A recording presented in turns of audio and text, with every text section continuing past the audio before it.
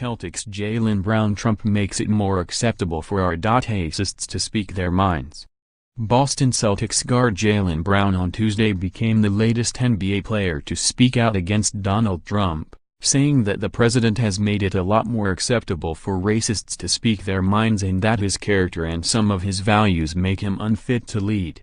Brown, whose Celtics are overseas for Thursday's NBA London game against the Philadelphia 76ers, discussed Trump and racism in America, from his personal experiences growing up in Marietta, Georgia to the current state of the country in a wide-ranging interview with The Guardian. "Racism definitely still exists in the South," Brown said. "I've experienced it through basketball. I've had people call me the N-word. I've had people come to basketball games dressed in monkey suits with a jersey on. I've had people paint their face black at my games. I've had people throw bananas in the stands. Racism definitely exists across America today. Of course it's changed a lot, and my opportunities are far greater than they would have been 50 years ago. So some people think racism has dissipated or no longer exists. But it's hidden in more strategic places. You have less people coming to your face and telling you certain things. But Trump has made it a lot more acceptable for racists to speak their minds." Brown, the number 3 overall pick in 2016 draft, attended the University of California, and has stood out, both on and off the court, since stepping into the national spotlight. On the court, he's one of the NBA's most gifted young players.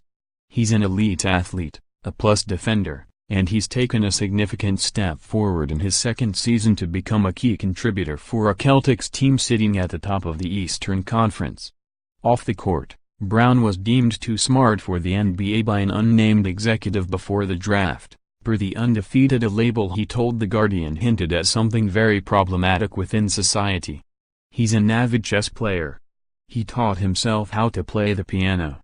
He took a graduate-level course, and wrote a 20-page paper on how institutionalized sport impacts America's education system, as a freshman. "There's this idea of America that some people have to win and some have to lose, so certain things are in place to make this happen," Brown said. "Some people have to be the next legislators and political elites, and some have to fill the prisons and work in McDonald's. That's how America works. It's a machine which needs people up top, and people down low. Even though I've ended up in a great place, who is to say where I would have been without basketball? It makes me feel for my friends. And my little brothers or cousins have no idea how their social mobility is being shaped. I wish more and more that I can explain it to them.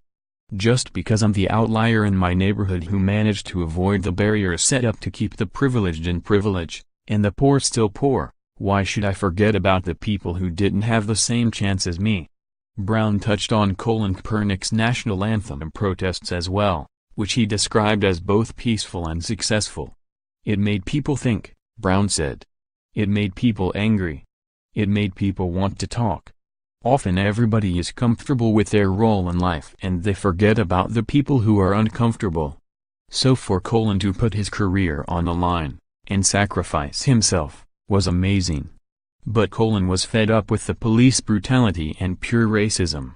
He speaks for many people in this country, including me."